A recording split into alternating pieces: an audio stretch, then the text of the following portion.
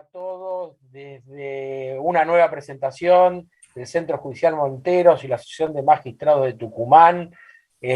Hoy, por una cuestión circunstancial, el doctor Mario Velázquez no va a poder acompañarnos. Nos ha pedido a la doctora Ivana Monzuk y al que les habla, el Horacio Romero Villanueva, que lo sustituyamos transitoriamente para no robar el lugar que les corresponde a ellos y obviamente a Machi, que también Ruiz está en Córdoba, o sea que tenemos todos viajeros, y salvo el expositor que también se encuentra fuera del país, es un destacado jurista peruano al cual le damos la bienvenida, y agradecemos obviamente esta participación en este espacio que viene llevando hace más de 3 años el doctor Velázquez y la doctora Machi Ruiz.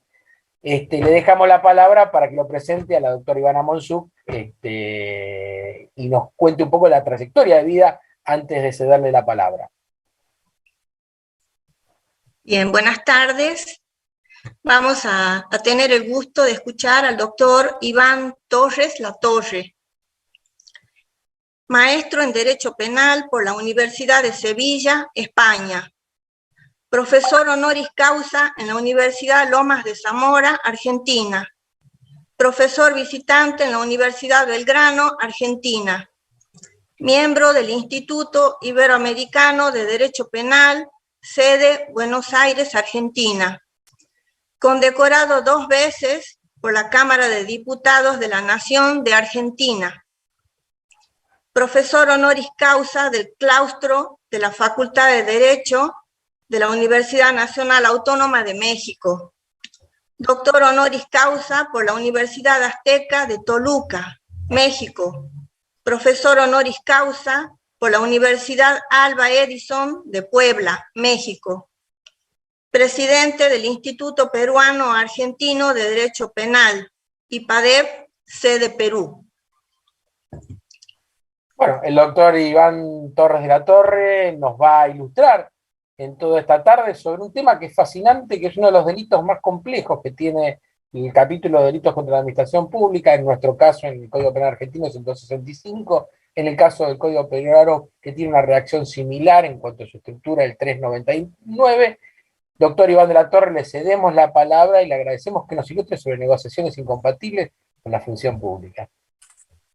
Muy amable doctor Horacio Romero, que, como usted lo ha dicho, está colaborando el día de hoy porque Mario Velázquez está retornando del Perú rumbo hacia la Argentina, luego de algunas conferencias magistrales que ha ofrecido ante la academia en el Colegio de Abogados de Lima, en el Perú, y en la Universidad Nacional del Callao, así que me comunicó que el profesor Romero iba a estar participando en estas iniciativas académicas virtuales, y a mí me honra muchísimo, doctor Romero, participar junto con usted en esta tarde, y para Argentina ya son las 19 horas, así que les brindo mi especial saludo a la Asociación de la Magistratura de la Función Judicial de Tucumán, al Centro Judicial de Monteros, agradezco la presentación a la doctora Ivana Mocus, a Daniela López, que está en todo el soporte informático, y a todos ustedes un especial saludo a la distancia. Yo me encuentro en la ciudad de Lima, en el Perú, y me une y me vincula una importante actividad intensa con la Argentina, con el profesor Ricardo Basílico. Ya hace algunos años celebrábamos el acta fundacional del Instituto Peruano Argentino de Derecho Penal, esto con sede en Perú y en Buenos Aires. Se ha hecho mucho trabajo académico, se ha efectuado una serie de actividades en el Perú y en la Argentina a lo largo de ya 5 o 6 años, incorporando en principio a los mejores juristas y más exquisitos profesores de la Academia Argentina que tanto ha producido para Latinoamérica. Argentina siempre fue y será la primera receptora de la cultura y de la doctrina y la dogmática penal de la Europa continental. Argentina y sus aportes fundamentales al derecho penal y en general a las ciencias jurídicas. Argentina, a quien admiro y en aquellos años que por primera vez llegaba a la Argentina, me recibía con los brazos abiertos, con una generosidad académica, sin mezquindades de traslado de conocimientos, y logramos generar una vinculación importante con Argentina y con su Academia de Derecho Penal. Mi respeto, soy tributario del pensamiento jurídico argentino, recibo con mucho agrado la formación que me brindaron allá en antaño, muchos años atrás, y quedo comprometido, y como les decía, en las universidades argentinas con quien me vinculo permanentemente, permítanme devolverle a la Argentina lo mucho que me ofreció. Y como peruano, obviamente, la estrecha relación con el pueblo hermano de la Argentina, con quien nos une una importante historia en común, desde los pueblos prehispánicos allá en el norte argentino, hasta donde se extendían las fronteras del Gran Tahuantinsuyo, hasta los momentos de la colonia y el desprendimiento del Virreinato del Perú y el acta fundacional del Virreinato de Río de la Plata, desde los momentos de las corrientes emancipadoras y las peripecias libertarias y todos aquellos momentos históricos que quedaron impregnados en la historia peruana, y momentos cumbres de la historia republicana, en donde invocamos la memoria del gran presidente Roque Sáenz Peña, que lucha en la batalla de Arica, el mismo Manuel Belgrano, Bernardo Monteagudo, que estuvo en el Perú, y otros personajes, y recordamos mucho a Roque Sáenz Peña cuando se cumplen los 100 años y se inaugura la Plaza Bolognesi en el centro histórico de Lima, haciendo un poquito de historia entre nuestros dos pueblos. Permítanme ese paréntesis, pero como prolegómeno de la hermandad y la unión peruano-argentina, vino el presidente Roque Sáenz Peña, que había sido detenido por las fuerzas de ocupación chilena en Arica, que había sido herido, pero que había participado como un peruano, como un valiente, y que se llegó al cargo de general de nuestros ejércitos históricos. Fue asumido con ese cargo por su valiente participación en la defensa de Arica, al sur del Perú, cuando las tropas invasoras despojaban de este hermoso territorio ariqueño a nuestra sagrada patria. Pero es parte de la historia, y nos une el común acervo, idéntica cultura, y nos une un destino común, nos une una comunidad de ideales patrióticos, y eso fue lo que llevó también a que el Perú, en gobierno del presidente Fernando Belaúnde Terry, asumiera la decisión latinoamericana de estar al costado y al lado y al frente del enemigo, junto con Argentina, en este episodio lamentable que fue la lucha por las Islas Malvinas, que son argentinas. Dicho esto, expreso nuevamente mis respetos a todos ustedes, mi saludo al pueblo peruano que también está conectado, mis alumnos que están conectados por esta facilidad virtual, y de esta manera inicio mi intervención el día de hoy, abordando y trabajando uno de los tópicos más complejos, como bien lo ha dicho el profesor Romero, un injusto penal sumamente complicado, que ha estado presente permanentemente en las conductas funcionariales. Esto de la corrupción lo abordé hace algunos años desde la historia, y hablando que la historia nos describía y determinaba que la corrupción era un factor, un fenómeno inherente a la evolución humana. Esto estuvo de manera permanente y presente a lo largo de la evolución, desde los momentos y albores del gran imperio romano, desde los momentos en que Roma hace de la filosofía griega y la convierte en derecho, desde momentos en que Grecia inclusive sobrevaloraba el Partenón y se tenía que volver a construir por muchas deficiencias en su construcción y cuestionamientos de la población por el costo que había llevado a cabo, desde los momentos de la moneda forrada o la moneda falsa que se traficaba en Roma y que generaba grandes pérdidas en la tributación, en la recaudación de la polis romana, desde momentos en los tráficos de influencias con las cortes y con los cortesanos que seguían a los emperadores y que seguían a las autoridades románicas, corrupción en la Edad Media que no dejó de tocar, obviamente, las poderosas monarquías, y que tenemos episodios bochornosos, y esto ha sido permanente en la historia de la evolución histórica del pensamiento y de la actividad funcionarial. Esto no es nuevo, no es un fenómeno que haya escapado, por ejemplo, en las épocas de las corrientes virreinales o emancipadoras. El casi clásico ejemplo, cuando el gobernador de la Gran Colombia, Santander, propone hacer negocios para la construcción en lo que ahora sería el Canal de Panamá, el Libertador Bolívar, y esa respuesta tajante del Libertador Bolívar cuando le niega la posibilidad al gobernador Santander en Colombia de hacer negocios en las tierras independizadas. Una reacción frontal y valiente del gran Bolívar, o como por ejemplo el discurso del mismo Bolívar en el Congreso de Angostura, cuando habló del cuarto poder, el cuarto poder, que era el poder moral.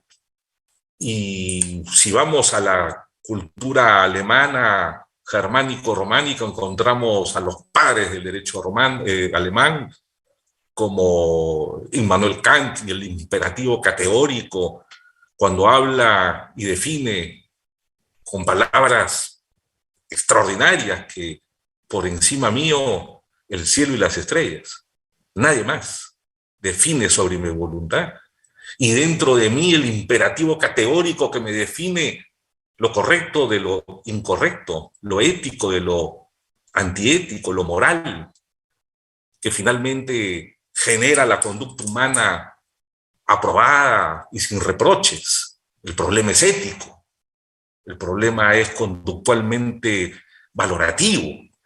Se ha tratado de trabajar a nivel internacional en los tiempos contemporáneos con múltiples documentos internacionales, cartas internacionales, documentos jurídicos internacionales en la lucha contra la corrupción. Sin embargo, pese a todos estos esfuerzos importantes, es un flagelo que se mantiene permanente y definitivamente está en un momento de escalada, de hiperinflación, de conductas con reproche penal, y también genera la reacción del derecho penal, y hay un proceso inflacionario normativo que trata de neutralizar estas conductas totalmente reprochables, amorales, anéticas por parte de algunos funcionarios. La legislación internacional ha permitido y ha obligado a que los países incorporen estos documentos internacionales de la Organización de Estados Americanos, de las convenciones de Naciones Unidas de lucha contra la corrupción, para lograr incorporarlas al derecho positivo interno.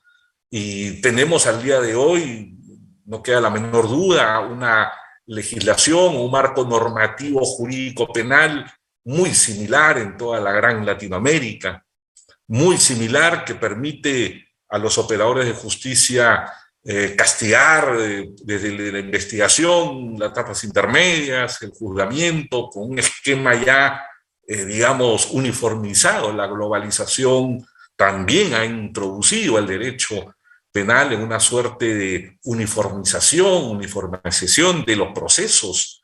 Latinoamérica cuenta con el proceso adversarial, acusatorio de rasgos adversariales. Argentina inclusive ha ido más allá, trabaja con sistemas por jurados, con sus deficiencias o aportes, que no es materia de esta conversación.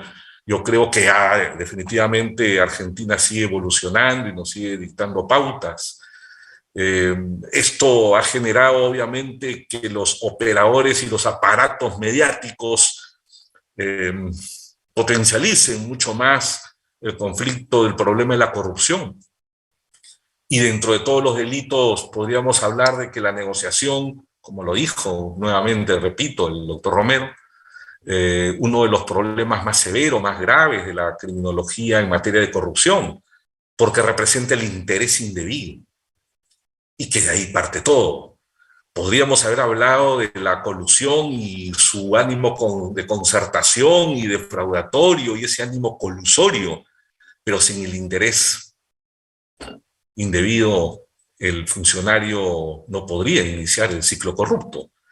Podríamos hablar del tráfico de influencias, o como lo decía la escuela italiana, los traficantes de fumo, los traficantes de humo, ¿no? Los traficantes de humo, esos traficantes que, invocando tener las influencias sobre, sean reales o no, dice el tipo penal, sobre aquellos que han conocido, van a conocer o que están conociendo una decisión judicial o administrativa, tendrán un reproche penal. Podríamos hablar del cohecho, la dádiva, la prebenda, la ventaja, pero estas figuras delictivas no pueden iniciarse sin un interés indebido.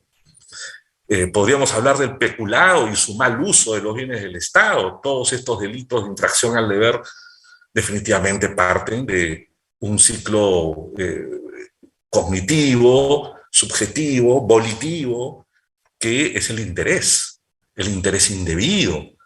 Y por eso es que muchas veces se confundió el delito de negociación incompatible, como se llama en mi país, con un delito de carácter residual. Un delito donde el Ministerio Público Fiscal lo presentaba en su hipótesis acusatoria, por lo general, como un delito alternativo. En su hipótesis planteaba el delito de colusión y o alternativamente el de negociación incompatible. Al menos eso sucedía en la práctica procesal en mi país.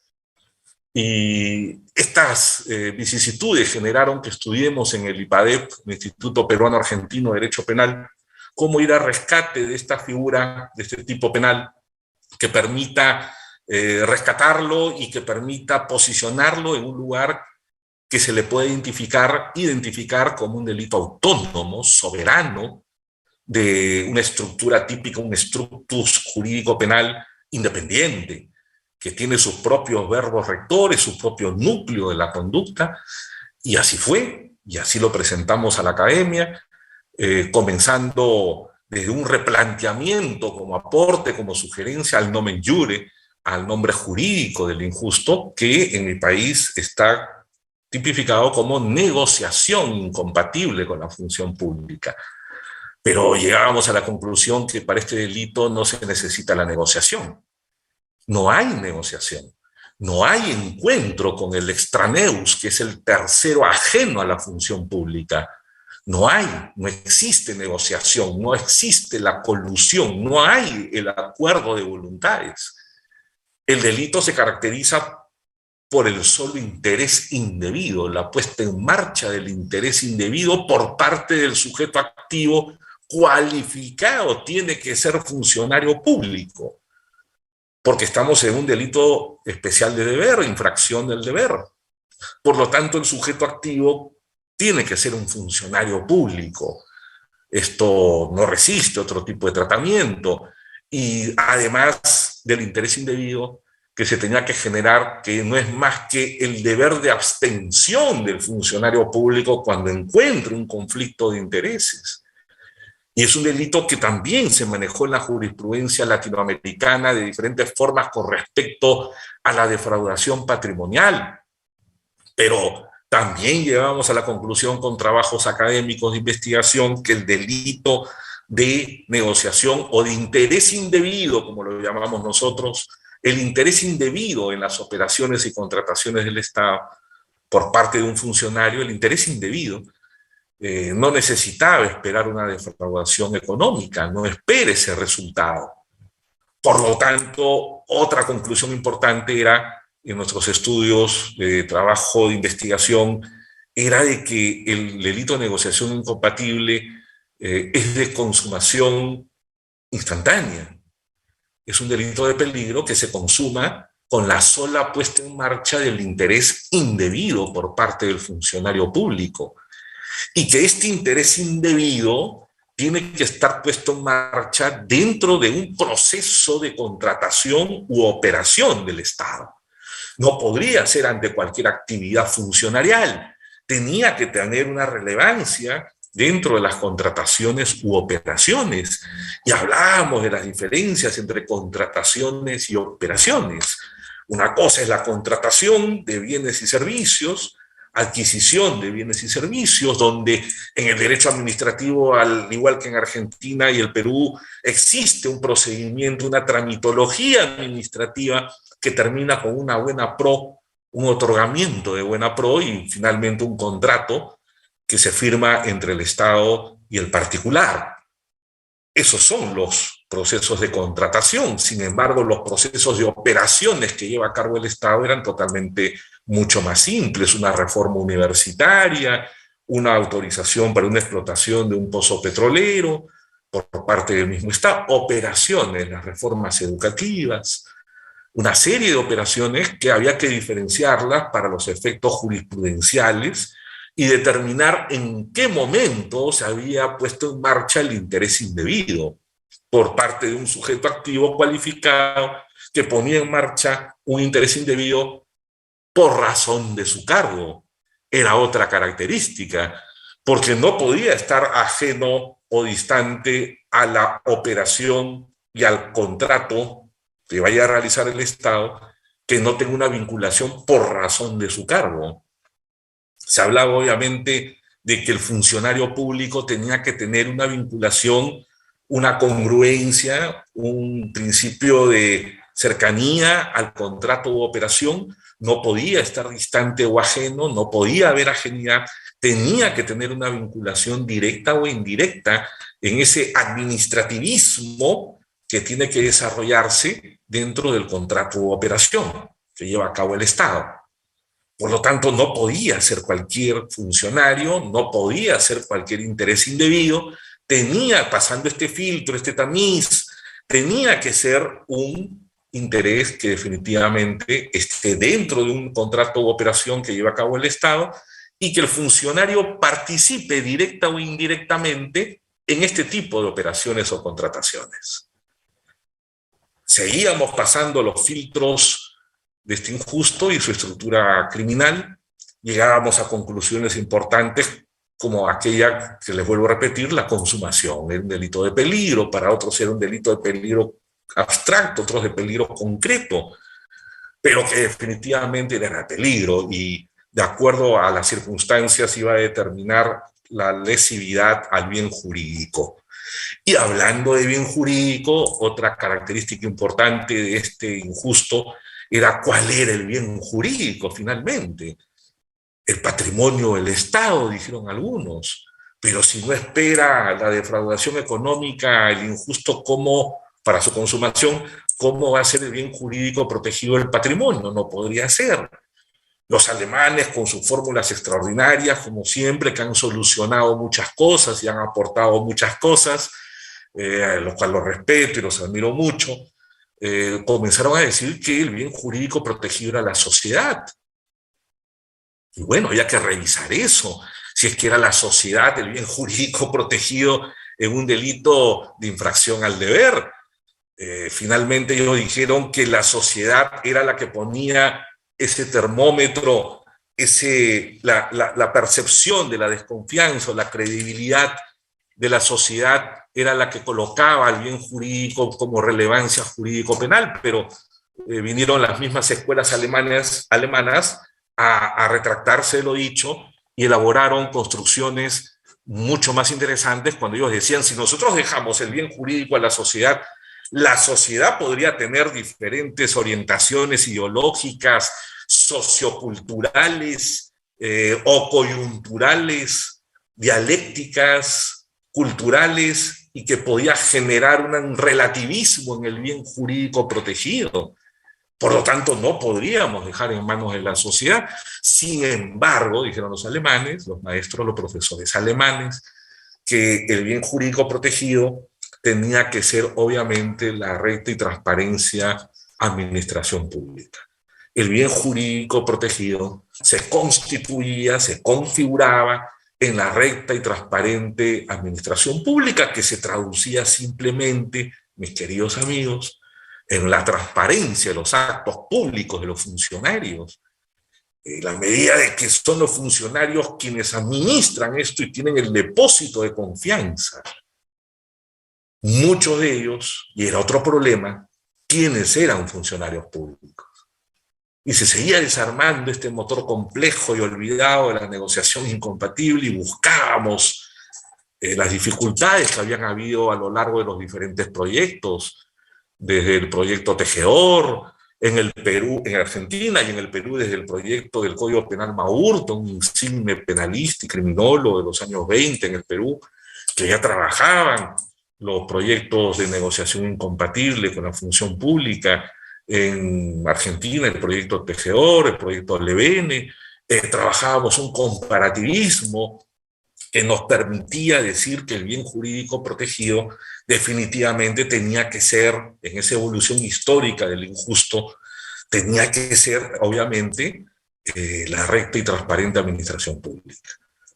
¿Por qué? Porque habían funcionarios de confianza definidos por sufragio popular, presidente de la República, congresistas de la República, diputados o senadores. En Argentina tienen diputados y senadores. El Perú es unicameral, solamente tenemos congresistas de la República, una sola cámara, pero son funcionarios. ¿Y quiénes más eran funcionarios? ¿Quiénes más eran funcionarios? Eran funcionarios todos aquellos que tenían, obviamente, en primer lugar, representación popular, representación de una soberanía, alcaldes, regidores, gobernadores, pero la duda venía cuando el Código Penal hablaba de funcionarios o servidores públicos. Y es que el derecho administrativo ingresa al derecho penal en esa fase de tercera velocidad, que el derecho penal así la llama, derecho penal de tercera velocidad, donde recoge el administrativismo y comienza a estudiar quiénes son funcionarios públicos y quiénes son servidores públicos. Y teníamos que habían funcionarios públicos de mayor nivel y servidores públicos, que era la secretaria, el auxiliar de la oficina de logística, el gerente de logística. Si el gerente de logística o abastecimiento era un funcionario, era un servidor público, por ejemplo. Si el árbitro, el contador, el partidor, el albacea testamentario era un funcionario público o no. Si el conciliador era un funcionario público o no. ¿Qué pasaba si el conciliador mostraba un interés indebido? En Argentina se llama el mediador. Hasta donde recuerdo es el mediador. ¿Qué sucedía si el mediador cometía o llevaba a cabo, desarrollaba un interés indebido? O el árbitro privado. ¿Qué sucedía en estos casos? Y con las nuevas reformas en materia laboral para la contratación y la incorporación de los particulares a la administración pública como empleados, ¿qué sucedía con el locador de servicios? Con el particular, un abogado que es contratado por 3 meses para trabajar en la oficina de asesoría jurídica del Ministerio de Transportes y Comunicaciones, y que mostraba un interés indebido. Las Cortes Supremas tuvieron que unificar estos criterios. Tenían que unificar estos criterios, y hoy por hoy tenemos jurisprudencia donde se habla que el abogado que se incorpora a la administración pública, así sea por 3 meses, con un contrato de locación de servicios, ya adquiere el depósito de fe en la función, la confianza, la transparencia, la claridad en sus actos y su recta conducta en la administración, porque de él dependen los criterios jurídicos, al igual que las diversas profesiones, ocupaciones o oficios. Pero había que diferenciar quiénes eran funcionarios, quiénes eran servidores, para hablar de las normas generales de la administración pública y de las infranormas, porque a ellos les alcanzaba obviamente las infranormas, dentro de esa estructura inmensa que es el Estado, donde hay reglamento de organización y funciones. En el Perú conocido como un ROF, Reglamento de Organización y Funciones. Porque obviamente habían circunstancias que no permitían identificar a los servidores públicos de acuerdo a las normas mayores o de mayor jerarquía dentro de la administración pública. Y a su vez, al momento de individualizar las conductas penales y en materia procesal, habían graves dificultades y todo apuntaba, por ejemplo, al gobernador de la comunidad. Tenía que haber sabido, tenía que haber conocido, porque era el abogado del municipio, de la gobernación, de la comuna, pero no necesariamente es así. No necesariamente es así. No, autoridad inmediata en el delito de corrupción de funcionarios. No. Había que tener mucho cuidado mucho cuidado si es que esto operaba o no operaba en los delitos contra la administración pública, o teníamos que individualizar conductas de acuerdo a las responsabilidades funcionariales. Y a partir de ahí trabajar ya el carácter probatorio y la sospecha criminal, elevarla al rango de indicio, revelador, y el indicio tratar de estandarizarlo como prueba, ya sea bajo los principios de la prueba indiciaria o de la prueba directa, pero construir una razonabilidad probatoria. Antes hablaba de la persuasión, el convencimiento del fiscal o del abogado defensor, pero hoy ya en la maestría que dicta, por ejemplo, la Universidad de Girona en España, con el profesor Jordi Bertrán Ferrer, es quizás una de las pocas universidades que dicta una maestría solamente en derecho probatorio. Solamente en derecho probatorio. Y la nueva tendencia que dejó Michele Tarufo, que dejaron los maestros italianos de la Escuela de Razonamiento Probatorio, hoy por hoy nos permite identificar en los delitos de corrupción, que todo juez teme juzgar porque no está la prueba, el crimen no deja recibo, la corrupción no deja factura. ¿Cómo identificamos el interés indebido? Lo coloco en la antijuridicidad, en la tipicidad. ¿Dónde encuentro el interés indebido, que suena tan abstracto para el carácter probatorio? Y era menester también y preocupación de la dogmática penal, que la Escuela Filosófica del Derecho trata de decir que la dogmática no ha aportado nada y que debemos retornar a la filosofía del derecho. Muy respetable posición, no la comparto, pero yo creo que la dogmática ha aportado mucho a la solución de los conflictos sociales y a perseguir el delito sin abandonar la filosofía del derecho penal, obviamente. Una escuela importante en la Universidad de Buenos Aires. Se ha gestado una importante corriente de la Escuela Filosófica del Derecho. Hace poco estuve con ellos conversando, discípulos de la Escuela Filosófica, brillante, pero no podríamos llegar a decir que la dogmática no ha solucionado los problemas de la corrupción, por ejemplo. Ha habido sentencias importantísimas en base a pura aplicación de la teoría del delito y de la teoría del caso. Por lo tanto, yo creo de que el carácter probatorio de estas malas prácticas, conductas corruptas con reproche penal, hoy por hoy se pueden trabajar en base a las técnicas de razonamiento probatorio, donde ya no pretendemos convencer o persuadir, porque eso será una técnica argumentativa, eso ya será una técnica de litigación oral, pero el derecho probatorio nos lleva a una suerte de camino de razonamiento al magistrado, hacerlo razonar al magistrado con nuestra prueba de cargo, de descargo, dentro de las nuevas formas de razonamiento probatorio.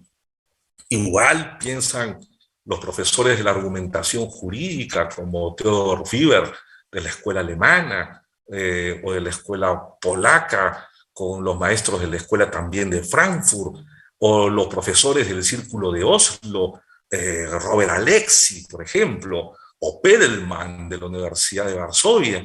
Estamos trabajando todo el tema del derecho de razonamiento probatorio, porque ya no es el abogado en el sistema acusatorio adversarial o el Ministerio Público Fiscal el que simplemente ofrecía una serie de documentos donde podría estar el interés probatorio, el interés indebido por parte del magistrado. El interés indebido, por lo tanto, había que construirlo desde el momento en que se hacía el requerimiento de contratación y la necesidad real de adquirir un servicio, un bien, desde los momentos en que se construían las bases para el concurso público, en el comité de bases, en el comité de adjudicaciones, en la fase administrativa, los requisitos para las bases, el concurso mismo. Se podía ya identificar si había interés indebido o no. ¿Cómo? Con interferencia de un funcionario ajeno al trámite de la contratación o el interés, o de pronto con algún funcionario que directamente esté participando en esta suerte de contratación u operación. Con la desviación de los trámites administrativos también se podía demostrar un interés indebido. Con el proceso de selección de las posturas y los postulantes al concurso administrativo público, con el otorgamiento de la buena pro, si no encontrábamos la dádiva, el cohecho, si no encontrábamos la concertación, el acuerdo colusorio, pues entonces estamos hablando de un interés indebido que simplemente desnaturaliza y desborda el administrativismo para favorecer a un tercero, que es el extraneus. Un tercero, y que no interesa si la posición del tercero sea buena o mala, de repente podría estar contratando una empresa que está dentro de los estándares de calificación administrativa, pero genera un conflicto de intereses con el intraneus, que es el funcionario público. ¿Por qué? Porque de pronto había un grado de parentesco, un grado de consanguinidad, o había un conflicto de intereses porque había sido ex socio, había sido miembro del directorio, o porque era el hijo el que participaba, el que concursaba, o porque este funcionario había tenido intereses comerciales dentro de esa misma empresa, había sido accionista, representante legal. En el Perú, y esto ya es públicamente conocido, el presidente Kuczynski fue vacado, se le pretendió vacar, porque una empresa ubicada en Chile, Westfield Capital, había recibido dinero producto de prácticas corruptas de Odebrecht. Una empresa chilena, Westfield Capital, ubicada en Santiago de Chile, había recibido ingentes, importantes activos, dinero, a las cuentas de esta empresa chilena, del Morgan Stanley, donde Odebrecht tenía dinero depositado, parqueado. Y todos nos preguntábamos, ¿y cuál es el problema que Westfield Capital reciba del Morgan Stanley de Nueva York transferencias económicas bancarias y está todo bancarizado? Pero lo que sucedía era de que el presidente Kuczynski había sido miembro del cuadro accionario de la empresa chilena Westfield Capital. Y le generaba un conflicto de intereses al presidente Kuczynski, que fue determinante en el Perú para que el Congreso, la representación nacional, pida la vacancia del presidente Kuczynski. Y el presidente Kuczynski, político de experiencia, muchas veces ministro de Estado, antes de ser presidente, renunció a la presidencia de la República antes de ser sometido a la vacancia por parte del Congreso de la República. Negociación incompatible por el solo interés indebido. Consumación instantánea, delito de peligro. No espera resultado de defraudación económica, no es menester que exista esto. Funcionario público, directa o indirectamente, podía actuar a través de otro funcionario público. Podía también actuar a través de otro funcionario público. Había un sector de la dogmática, el doctor Horacio Romero, con más experiencia que yo, la conoce muy bien, que decía que el delito había tentativa. Pero obviamente no podría haber tentativa, no resiste la tentativa ni el error de tipo. No podría haber, porque si hubiera error de tipo, estamos hablando que el funcionario interpreta o conoce mal las normas. Y por presunción juris tantum, todo funcionario conoce toda la normativa que está en su sector. Por lo tanto, no podría haber error de tipo, no podía resistir la tentativa y no podía haber negociación o interés indebido culposo. Por lo tanto, conclusión importante, era un tipo penal que trabajaba directamente con el dolo, un dolo directo, un dolo directo.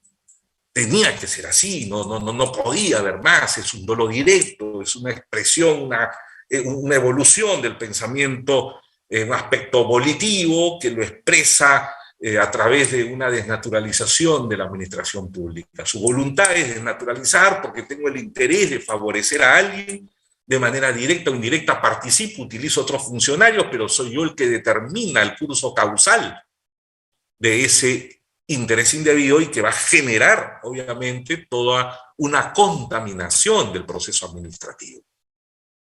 Por lo tanto, eran conclusiones importantes que presentábamos a la Universidad de Sevilla con el profesor Basílico, mi socio académico y gran amigo, respetable jurista y profesor argentino, maestro de generaciones universitarias, a quien le rindo todo mi tributo y toda mi admiración de esta conferencia virtual.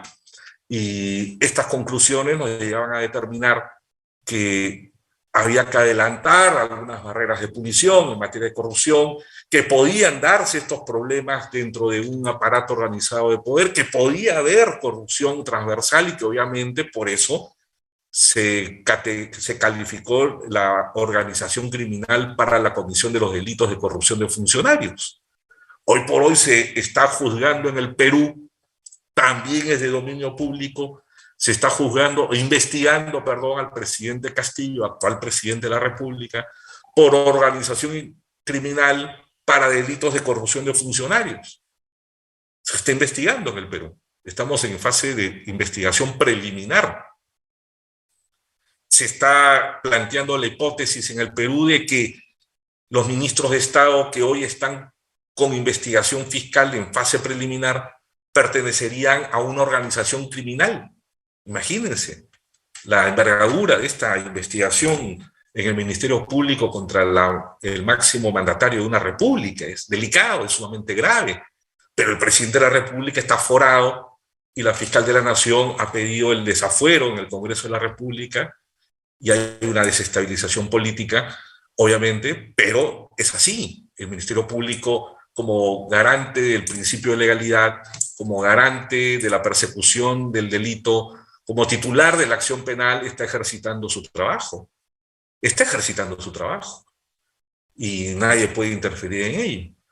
Por lo tanto, es un delito que se ha generado en base a vaivenes, que se ha ido moviendo en base a mucha confusión jurisprudencial, que últimamente se ha estandarizado el criterio, que parte obviamente de un interés y que genera todo el tráfico corrupto. El tráfico corrupto, que es el interés indebido, podría haber posteriormente un concurso con el delito de colusión, donde se prepara ya los acuerdos colusorios, la concertación defraudatoria al Estado.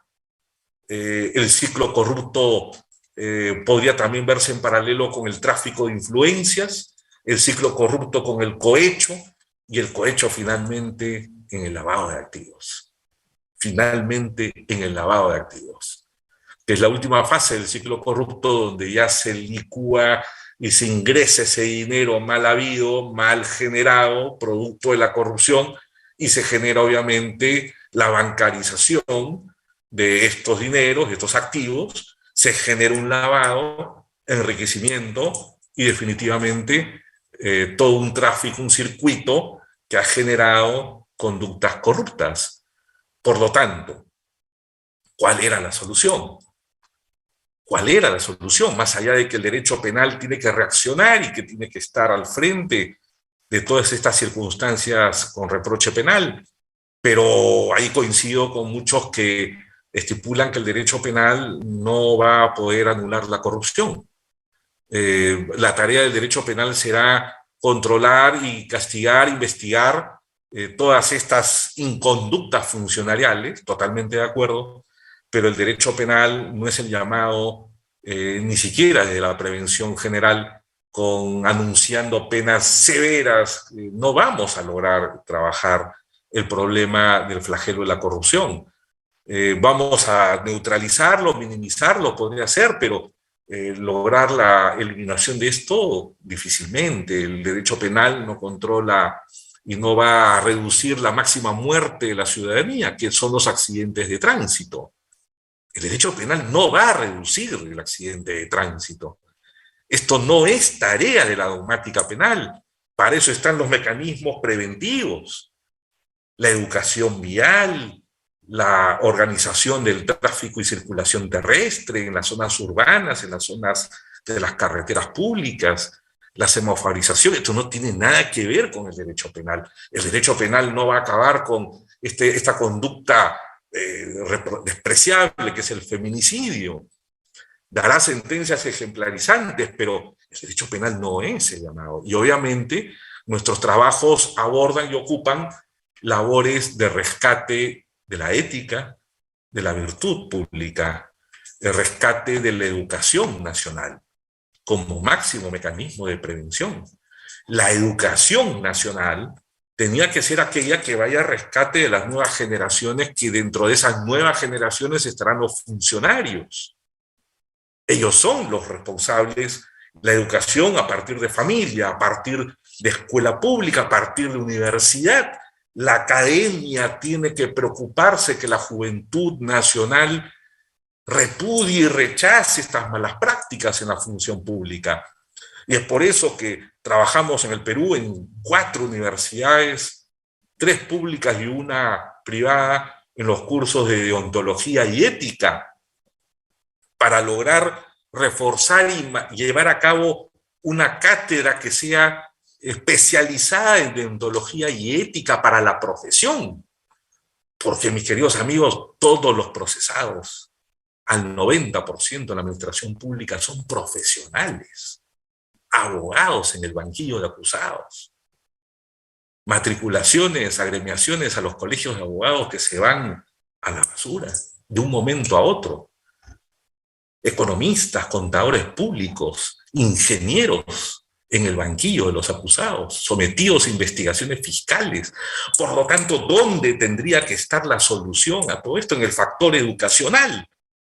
Revalorar la vocación, revalorar nuevamente las virtudes profesionales, transparencia, con una sociedad obviamente activa, como dijo Naciones Unidas, una sociedad que exija la transparencia de los actos de la función pública, lo ha dicho la Organización de Naciones Unidas. Exhortamos a una sociedad activa, las leyes de publicidad de la función pública, la rendición de cuentas, y una serie de mecanismos que tienen que haber, los juicios de residencia para el mandatario de la República en algunas legislaciones latinoamericanas, o la cosa juzgada ficta, que no permita la impunidad de las prácticas corruptas, las cosas juzgadas fictas, pero claro, los lobbies políticos hasta el momento, hasta el día de hoy, vienen impidiendo que la academia proponga la cosa juzgada ficta. Mis queridos amigos, yo considero y estoy convencido que la academia, el conocimiento y los trabajos con rigor científico desde la academia son los únicos que pueden poner control, aparte de la familia, la educación, desde la niñez, totalmente de acuerdo.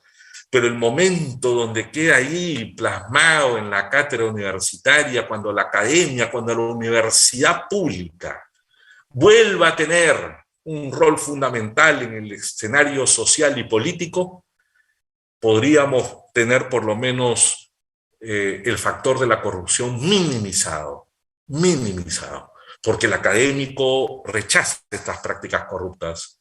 El académico le resulta con escozor tener que ver estas circunstancias bochornosas de nuestros funcionarios públicos.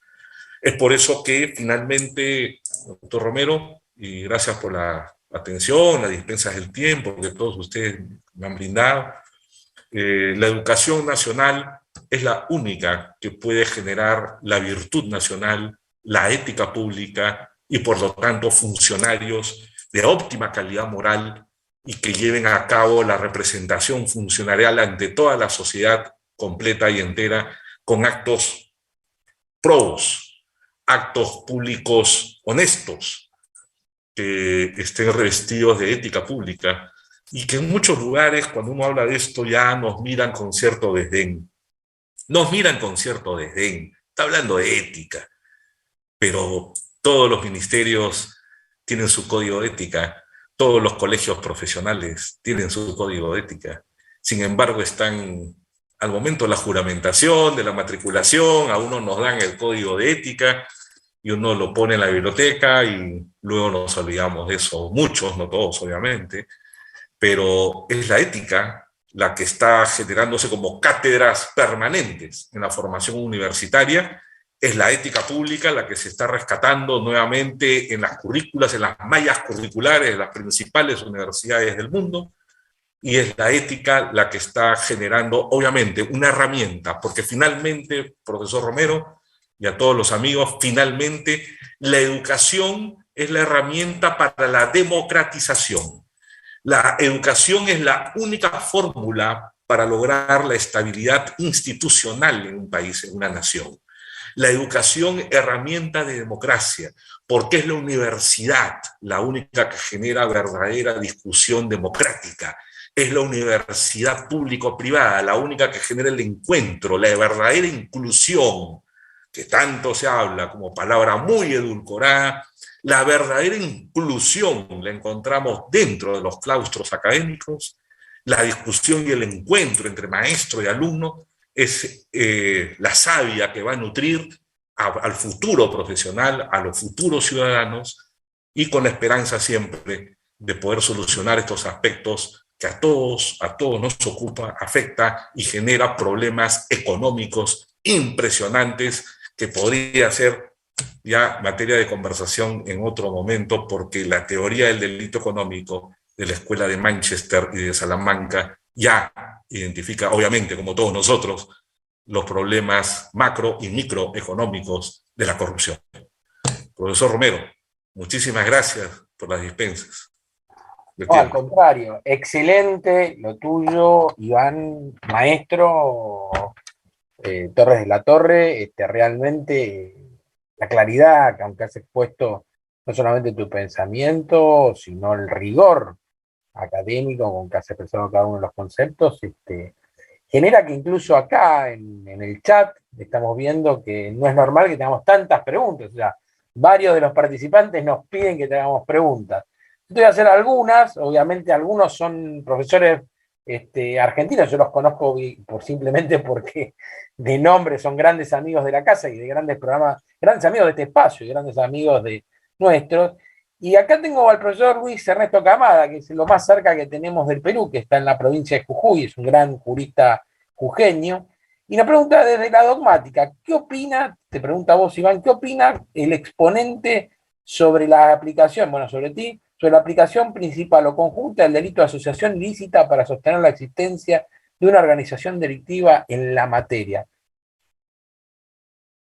Yo la verdad que la reformularía y diría, sí. ¿se puede dar la asociación ilícita en la administración pública? ¿Puede existir una organización delictiva a partir de la administración pública? O sea, funcionarios que concertan un plan criminal o planes criminales para cometer delitos. Extraordinaria pregunta del profesor Camada. Sí, sí. Muy buena pregunta y brillantemente aclarado por el profesor Romero. Muy bien, es simplemente ubicarnos en el contexto de las cosas. La asociación ilícita para sostener la existencia de una organización delictiva, yo la diferenciaría. Para mí, una figura delictiva de asociación ilícita y de organización criminal, estamos hablando de dos estructuras ya diferenciadas en los acuerdos internacionales y en la legislación positiva interna de cada país. Si bien es cierto, se puede desarrollar la organización criminal diferente a la de banda criminal en el Perú, diferente a la asociación ilícita en el Perú, yo creo que lo más exacto sería la de organización criminal, que es como se viene trabajando en el Perú. La asociación ilícita ha quedado de alguna manera un tanto más residual. Las organizaciones criminales nos permiten trabajar, profesor Camada, usted lo sabe muy bien, el tema de la jerarquización, la estructura en el tiempo, la permanencia en el tiempo, la distribución de roles, obviamente la concertación de las voluntades, el conjunto de voluntades y de autorías prácticamente diseñadas desde su inicio y desde la creación de esta organización criminal. En el Perú se trabajó, sí, asociación ilícita para los delitos de corrupción de funcionarios allá por el año 2005, 2008, sí, claro que sí. Hoy por hoy se está trabajando bajo la estructura de una organización criminal. En el Perú no lo estamos trabajando como asociación ilícita y dogmáticamente yo me inclino a una organización criminal, profesor Camada, como algo más estructurado para manejar los delitos de corrupción de funcionarios ya de una transversalidad importante, obviamente. Bueno, seguimos con las preguntas. Me supongo que debe ser un hermano peruano porque se llama Segundo Belardino Vega Haddad. Y me pregunta, ¿cuáles son los criterios que el derecho debe trabajar para que los delitos contra la administración pública, logren consolidarse como tipo penal para la persecución y juzgamiento efectivo de los mismos. Los criterios, bueno, los criterios están en la doctrina y están obviamente en el cuerpo normativo sustantivo, es decir, en el Código Penal. Los criterios, estamos hablando de que el sujeto activo tiene que ser un sujeto activo cualificado, no puede ser cualquier sujeto activo. Para comenzar, el sujeto activo tiene que estar dentro de la administración y la esfera de dominio de la administración pública. No puede haber cualquier criterio para el sujeto activo. El criterio, por ejemplo, para el bien jurídico protegido. El bien jurídico protegido tiene que ser un bien jurídico que se encuentre dentro de la administración pública, la transparencia, la recta administración, el patrimonio del Estado, el erario público nacional, los bienes, en el delito de peculado, los bienes que pertenecen al Estado, es decir, las características para que denoten un delito de corrupción de funcionarios, lo tenemos que determinar a través del sujeto activo, a través del bien jurídico protegido que está puesto en peligro o que está siendo lesionado, y obviamente también a los efectos consumativos o lo que espera el bien jurídico, defraudatorio o sin defraudación, como la negociación o el interés indebido. Los criterios han sido estandarizados ya, obviamente, ampliamente, para poder diferenciarlos de los delitos comunes. Por ejemplo, los delitos comunes, donde el sujeto activo totalmente, que puede ser cualquier persona, para el delito de robo, para el delito de hurto, para el delito de estafa, de defraudación, etcétera. Entonces, son los estándares que la dogmática ha estructurado, ha diseñado para poder identificar cuando estamos frente a un delito de corrupción de funcionarios, que se dé dentro de contrataciones o operaciones y todas las características que están ya diseñadas, determinadas de la dogmática y del cuerpo normativo, profesor Romero. Maestro, obviamente, siguiendo y recogiendo tus enseñanzas, me gustaría preguntarte, ya es una pregunta mía, yo ahora sí voy a ser de oyente y voy a preguntarte yo como si fuera un partícipe más necesario en esta charla. A mí me pasa algo generalmente con el bien jurídico tutelado en los delitos contra la administración pública, particularmente en el 265 nuestro argentino, que es parecido al 399 del Código Peruano, que se habla de la recta administración y la transparencia en el ejercicio de la función. Nosotros acá en la Argentina tenemos una ley de ética pública, ya 25.188, que es la ley de ejercicio de la ética pública, y habla de la incompatibilidad del ejercicio en el artículo 13 de esta ley de una manera muy genérica, habla de dirigir, administrar, patrocinar o asesorar. Él le impone como un deber genérico a todos los funcionarios renunciar, obviamente, como condición previa a cualquier tipo de colisión de intereses que exista antes de asumir el cargo público y abstenerse, obviamente, durante su gestión, en particular cuando se relaciona con personas o con asuntos que estuvieran vinculados en los últimos 3 años, tener que intervenir o que tengan sociedades, participación societaria. Ahora, el problema que se nos plantea, a mí en particular, esto es una introducción, es que no hemos creado un funcionario sobreético, una especie de superhombre al estilo Nietzsche, que tiene que tener casi una condición, digamos, heroica en el ejercicio de la función pública, más allá de los valores de austeridad republicana, obviamente de honestidad, de probidad, de rectitud, y defender el sistema democrático, que imponen, esta ley impone específicamente, nosotros tenemos en el 236 como un grave delito la corrupción, o sea, el enriquecimiento ilícito del funcionario público. Lo que yo me pregunto es si no hemos construido un etos, vamos sobredimensionando el etos que corresponde a la administración pública. Yo tengo miedo, y esto es un miedo personal, te lo transmito que yo quiero que me des tu opinión, si no hemos construido una sobredimensión de lo ético para evitar la corrupción, como si la corrupción fuera un problema no solamente de ética, sino también de mecanismos efectivos para combatirla. Como que la prevención general negativa no sigue a alcanzar. Yo a veces leo el Código Penal argentino, obviamente, y veo los tipos de pena y el riesgo que corre quien se corrompe es ínfimo. Si bien han seguido perfeccionando algunos tipos penales con el rescate de los bienes, por ejemplo, o la solidaridad entre quien se interesa y quien recibe ese interés en el beneficio del negocio, la ley de ética pública. Yo te quiero preguntar esto, ¿no hay una sobredimensión? Y por ahí lo que tenemos que empezar a formar realmente en la dogmática es un mecanismo efectivo de represión de los delitos contra la administración pública, en particular las negociaciones incompatibles. Interesante, profesor Romero, la reflexión, porque definitivamente, pues, hay una sobredimensión del funcionario, ¿no? Como que esperamos, de acuerdo, y parafraseando lo que usted ha dicho, la teoría del superhombre del gran padre del derecho alemán Friedrich Nietzsche, un superhombre en la función pública, cuando eso pues es un ideal imposible de cumplir. Por lo tanto, su reflexión brillante trae como a colación a estos mecanismos de participación ciudadana, profesor Romero. En algunos lugares latinoamericanos, sobre todo con el tema de la contratación para el desarrollo minero, que en el Perú es tremendo, pero en el Perú el desarrollo minero es importante.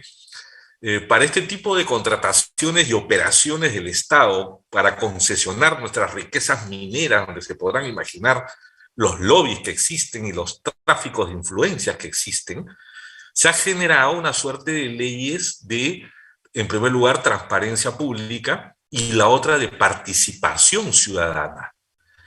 La zona de impacto minero, por ejemplo, o la zona de impacto petrolero o gasífero, está participando en la toma de decisiones, de alguna manera para limitar ese secretismo que se generaba en la administración al momento de la contratación.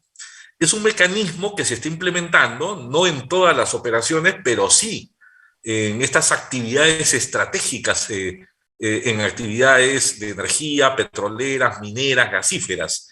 Ahora, la participación ciudadana también ha traído sus propios bemoles, sus propios problemas, porque obviamente hay demandas populares, hay intransigencias, hay contaminación, ambientalistas, y se genera obviamente todo un retraso de la concesión para los fines respectivos.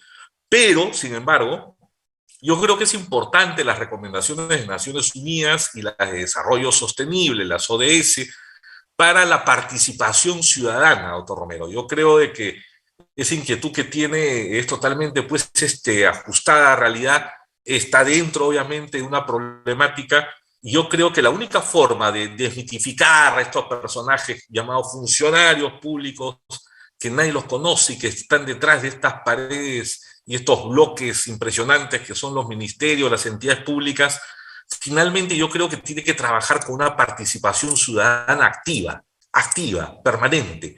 El problema va a estar que no en todas las operaciones o contrataciones la ciudadanía puede participar. Va a ser difícil, pero por lo menos podemos reducir, minimizar en esos contratos millonarios que hay, profesor Romero, en los contratos del Estado donde se juegan pues, intereses multimillonarios, sobre todo en los temas energéticos. La Argentina también lo sufre, el Perú también lo sufre. Por lo tanto, yo creo que la participación ciudadana es una herramienta, me parece válida, útil, y desde la dogmática penal no es nuestra función. Como usted dice, el mecanismo preventivo general es lo único que puede ofrecer el derecho penal y una recta administración de justicia que le compete al Estado Nacional. Pero el derecho penal no tendrá esa función prácticamente policíaca, ¿no?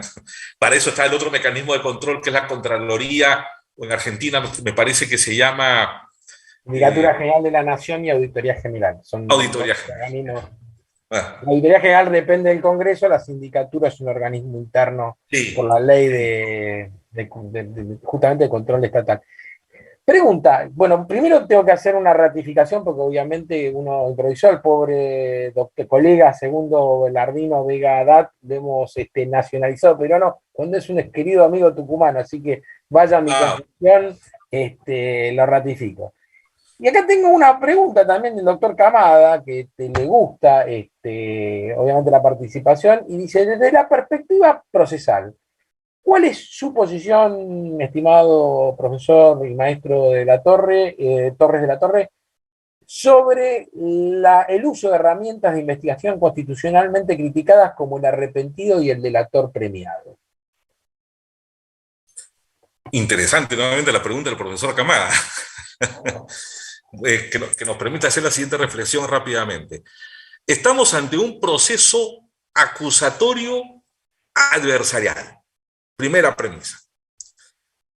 Y la segunda premisa es que es adversarial y premial, porque genera escenarios procesales para la delación, para la colaboración, para la terminación anticipada, para la conclusión anticipada, cualquiera que sean los nombres, dependiendo de las etapas procesales, para poder colaborar con la información, e inclusive en el Perú, para aquellos que aún no son investigados, pero que saben que podrían ser llamados a una investigación, se presentan al Ministerio Público Fiscal y dicen, ¿saben qué? Antes que me comiencen alguna investigación, yo tengo que decir esto. Me ponen una clave de colaborador o de secreto, oculto, un código, y yo comienzo a cantar, comienzo a decir las cosas, comienzo a decir cómo fue el trato corrupto. Esto no puede ser cuestionado ni criticado porque procesalmente es válido. Lo que pasa que alguna tendencia hay que dice que esto atenta contra el principio de no autoincriminación. El principio de no autoincriminación. Pero eso es facultativo. Yo puedo renunciar a mi no autoincriminación y puedo optar por una defensa mucho más premial. Puedo recomendar a mi cliente que colabore con la justicia porque conozco la prueba que viene de cargo, el fiscal está trabajando y tiene prueba directa. Yo no voy a ser tan iluso de presentar defensa y con pruebas de descargo que no me van a llevar a nada. Y si tengo organización criminal, las penas son altísimas. Puedo negociar con el Ministerio Público, esta institución de la negociación para buscar el premio. Surge obviamente del sistema americano, inglés, anglosajón, del common law. El sistema premial. Son las nuevas tendencias del procesalismo a las cuales yo me adhiero. Yo creo que se podría solucionar mucho más si damos una cultura a la colaboración eficaz. Yo no creo que atente contra el principio de no autoincriminación. Además tiene que ser espontánea, corroborada. Comenzamos con una solicitud de aspirante a colaborador eficaz. Esto tiene que ser compulsado, tiene que ser contrastado con otros medios probatorios. Por lo tanto, el colaborador eficaz, al menos por ejemplo en el caso de Lavallato, en el caso de la mega corrupción de Odebrecht en Latinoamérica, ha generado interesantes resultados. Interesantes resultados. Por lo tanto, yo me adhiero a la colaboración eficaz, soy tributario del sistema premial y la dificultad ya serán otras. La dificultad será si es que el colaborador eficaz luego se desdice en juicio, eso ya será otro problema. Pero yo creo que está dentro de un debido proceso. El colaborador eficaz es una institución que está dentro del debido proceso y más bien hay que motivar a la delación de todas estas prácticas corruptas que lamentablemente algunas defensas pretenden ocultar o pretenden, pues, obviamente litigarlas, que están en todo su derecho. Están en todo su derecho. La tutela judicial y la defensa en juicio. Pero para eso está el sistema premial. Para eso está el sistema premial. Bueno, tenemos una pregunta, pero la verdad que la voy a hacer, pero tratando de salvaguardar un poco el derecho de defensa tuyo, porque es bastante compleja.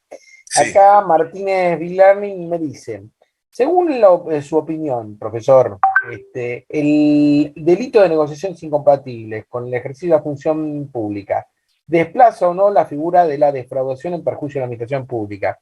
Pero acá te vas a hacer una explicación.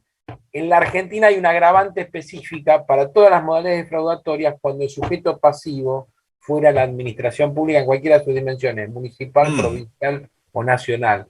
No sé si esto te interesa o si lo dejamos digamos, en una cajita y tú nos reflexionas sobre si realmente cuando exista la defraudación en la administración pública o el perjuicio a la administración pública producto de la negociación incompatible, habría que formar una figura junto con la colusión, que es un poco lo que tienen ustedes, si mal no recuerdo. Sí, tal cual. Acá en el Perú ya sería un concurso real. Estaríamos hablando de concurso real. Si el interés indebido genera una concertación y ese interés indebido, al ser concertado, puesto en marcha con el particular, estamos hablando de un concurso de interés indebido y un concurso con colusión o con cualquier otro delito que genere obviamente una defraudación patrimonial. Pero por sí solo el delito de interés indebido no desplaza ningún delito. No subsume a ningún tipo penal, es soberano, autónomo, independiente, tiene su estructura criminal propia y no tiene ningún desplazamiento a ningún otro injusto. Esto, si se genera la defraudación, estamos hablando de concursos. En el Perú estamos hablando de concursos, me autorrecuso para opinar sobre alguna normativa vigente en esta fecha en Argentina. Sí, sí, sí. Bueno, ahora viene la pregunta mía y ya te voy a liberar porque si no te voy a abusar de tu paciencia y obviamente No, por favor. de tu calidez. ¿Qué piensas tú, pero de un tema que en realidad no es específicamente el tema de tu charla, qué piensas tú sobre esta tendencia a declarar la imprescriptibilidad de los delitos de corrupción? Es una tendencia jurisprudencial. En la Argentina tenemos algunos fallos de la Cámara Federal de Casación Penal, la Sala Cuarta, y ha habido algunos otros pronunciamientos aislados sosteniendo un poco esto de la idea de que los delitos de corrupción deben declararse imprescriptibles. ¿Qué piensas tú de esto? Brillante, doctor Romero. Esa pregunta generó todo un debate en la academia, si nos íbamos contra la institución de la prescripción y todos esos conceptos de que el tiempo genera derechos y extingue también obligaciones. Extingue también el derecho penal, el derecho penal no fue ajeno a la institución de la prescripción. Pero, como usted bien lo ha dicho, la tendencia global es declarar la imprescriptibilidad de los delitos de corrupción de funcionarios. En el Perú tuvo todo un debate. Toda Latinoamérica se adhiere a la imprescriptibilidad de los delitos. Hubo algunas diferencias jurisprudenciales. Por ejemplo, en el Perú se generó un pleno casatorio en la Corte Suprema de la República, una línea de criterio de carácter obligatorio y vinculante a todas las cortes en el Perú, que sostenía lo siguiente: imprescriptibilidad para los delitos de corrupción de funcionarios, para todos aquellos delitos de corrupción de funcionarios que traigan consigo una defraudación patrimonial. Una defraudación patrimonial. Se olvidaban que el delito de interés indebido de negociación no exige la defraudación patrimonial. Por lo tanto, el delito de negociación incompatible quedaba fuera de la imprescriptibilidad. Increíble lo que sucedía. Por lo tanto, la academia advertía esto, pero el pleno casatorio declara imprescriptible los delitos de corrupción de funcionarios con defraudación patrimonial.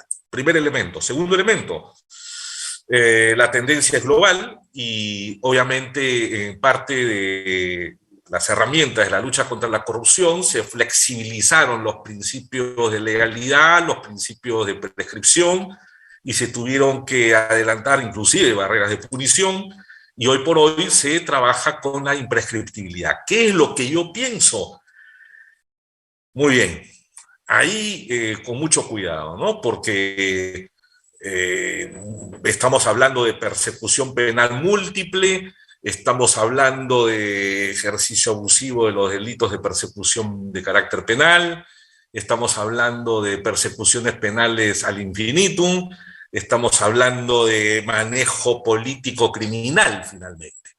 Finalmente es un manejo político criminal. Si estamos ante un sistema político criminal donde se pretende la etapa del bienestar, la etapa policial, la etapa de reproche penal, o venganza con la pena, y todos los sistemas políticos criminales, el de seguridad ciudadana, etcétera, pero cualquiera de ellos, en este momento, yo creo que no tenía otra opción, profesor Romero, de trabajar los delitos de la imprescriptibilidad de los delitos de corrupción de funcionarios. O sea, yo creo que ya era una herramienta que ya no se podía resistir a ser utilizada, a pesar de los siglos de la dogmática que ha trabajado con la prescripción de las conductas con reproche penal. A pesar, pero había que utilizar estas herramientas adicionales pese a sacrificar históricamente el tema de la prescripción de la acción penal por el transcurso del tiempo.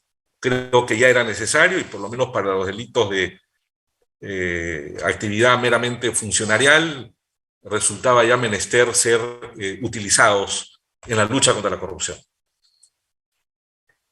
Bueno, no sé si casi nos queda una última pregunta. Vamos a aprovechar a dártela porque también tienes un tiempo. O sea, me imagino que ya está empezando a caer el sol en Lima, así que tampoco te vamos a secuestrar en tus tiempos, pero a mí me gustaría, acá hay una pregunta también de Segundo Belardino Vega Abad, que nos dice algo que, recogiendo parte de tu charla, me parece muy interesante. ¿Cuál es el razonamiento y motivación que los operadores judiciales y los gestores de derecho penal debemos considerar para el tratamiento de los delitos de corrupción de manera eficiente en los procesos adversariales acusatorios? Muy bien.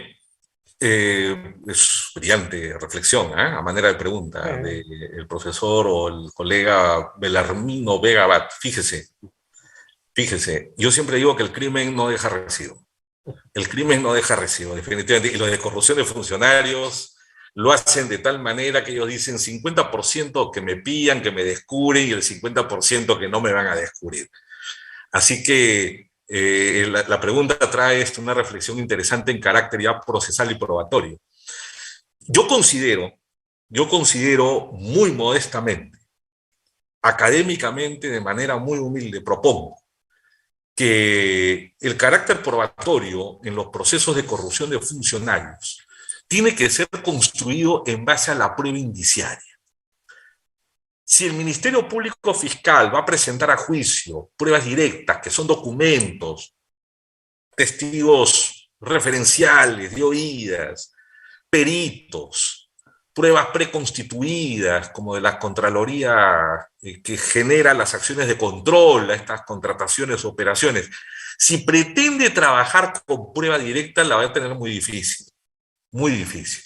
Si bien es cierto, la imputación objetiva nos permite demostrar en juicio muchos escenarios en materia de corrupción, pero yo creo que en carácter de prueba tenemos que generar la íntima convicción, las máximas de la experiencia y estas circunstancias interesantes del carácter probatorio en base al razonamiento.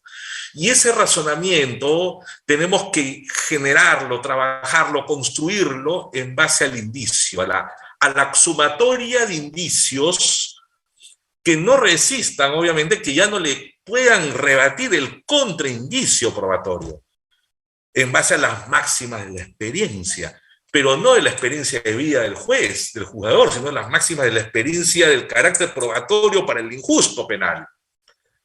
Las máximas de la experiencia, la íntima convicción, pero no la íntima convicción que tiene el magistrado con respecto al vecino, al barrio, al equipo de fútbol, sino la íntima convicción con respecto al tratamiento criminológico de la corrupción, el perfil criminal de la corrupción. El magistrado tiene que tener una íntima convicción y su sana crítica. Tenemos que llevar al magistrado. El magistrado no es una deidad que lo sabe todo. El magistrado espera de las partes en el sistema acusatorio los argumentos y las pruebas de cargo y descargo para tomar una decisión que supere la duda razonable. Porque si se queda en la duda, no puede sentenciar a nadie. Generar convicción, generar el grado de certeza para que el señor magistrado pueda administrar justicia. Por eso es que los abogados defensores, cuando generamos el mínimo de duda razonable, ya estamos en 1 metro cuadrado en donde salvamos a nuestro cliente. Por lo tanto, es obligación del fiscal sacar al abogado defensor de ese metro cuadrado donde está seguro que es la duda razonable. Por lo tanto, esa duda razonable a nosotros nos permite ganar el proceso. En resumen y en conclusión, porque lo veo ya a Mario. Estoy mirando yo también. Estaba mirándolo que se acaba de conocer. Sí, y en definitiva, para darle el paso a Mario, yo diría de que hay que construir en base a la prueba indiciaria, profesor Romero. La prueba indiciaria, imputación objetiva, va a ser fundamental para los delitos de corrupción de funcionarios. Mario, ¿cómo estás? Hola. Mario, ¿cómo estás? Buenas noches. Todavía, no te veo en el canal de YouTube, o sea, Te estoy viendo por la pantalla acá, digamos, el privado, para que la gente no piense que es una charla. Pero creo que me estás escuchando, Iván. Ivana. Te escuchamos muy bien. Bueno, primero que nada, acabo de aterrizar, amigo querido, y veo que la charla, por lo que han escrito los oyentes, viene siendo un éxito como no podía ser de otra manera. Agradecerte lo que seguramente Horacio y la doctora Mocus, que veo que está colaborando por primera vez con el ciclo y a quien le agradezco la participación. Seguramente debes haber contado que estuve acompañándote en la presentación del libro en tu país, circunstancialmente cuando estuve por ahí esta semana. Ha sido un enorme placer verte, toda la parafernalia y la convocatoria que tuvo la presentación de tu libro en el Ilustre Colegio de Abogados de Lima, una institución de más de 200 años, y yo haber tenido el privilegio de haber estado ahí y de haber podido decir algunas palabras en relación a tu libro. Para quienes quizás no sepan, el doctor Iván Torres de la Torre es el primer jurista en publicar en la editorial Hammurabi, lo que es un mérito y un logro, y que yo lo reflejaba después en otro acto académico en la Universidad del Callao, donde hemos sido recibidos por los alumnos de Iván y de el resto de los colegas de ahí en una cátedra, mejor dicho, en la Facultad de Ciencias Económicas, donde nos recibieron también y donde tienen un mundo sobre la Argentina. Así que nada, Iván, quería estar, aunque sea, ya estabas terminando, un minuto, de nuevo agradecerte cómo me atendiste en tu país, tu hospitalidad, y creo que la charla de hoy ha sido importante también para nosotros como operadores jurídicos. Creo que lo escuchaba recién a Horacio, quizás en tu país, por lo que veo y te lo expresé hablando, me parece que hay como una valorización a ultranza de lo que son los entes de contralor, la contraloría, como le llaman ahí en tu país, y para nosotros lo que es el Tribunal de Cuentas, particularmente como que en todo acto del funcionario público me da la sensación de que están buscando un tipo penal, sin perjuicio de que, por supuesto, en muchos de los casos seguramente puede existir. Lo cierto es que dentro del derecho administrativo también existe la posibilidad de la sanción y también resguardar lo que son los principios tan caros para el derecho penal, Iván y Horacio, que es el derecho penal de la mínima intervención. La verdad que, por supuesto que los casos más graves y que se han publicitado y que salen a veces en los medios, hablaste de Overdrift, hasta hoy esa empresa sigue teniendo contrataciones en el mundo, sigue construyendo puentes, sigue construyendo cosas. Por supuesto que el mayor accionista está, creo, privado de la libertad en Brasil, pero la empresa sigue funcionando y ha pagado acuerdos reparatorios en Estados Unidos multimillonarios. Así que nada, quería simplemente estar un minuto, decirte gracias de corazón. Vamos a tratar de comentarles a los oyentes que quizás el año que viene, en alguna oportunidad, vamos a ver si armamos con el IPADEP, que es el Instituto Peruano Argentino de Derecho Penal, una movida en Tucumán, cuna de la independencia, y vamos a ver si podemos intentar armar una primera actividad como un congreso internacional que tenga que ver con el diseño de una política criminal latinoamericana, y también tratar una asignatura pendiente en nuestra región que tiene que ver con la justicia intercultural.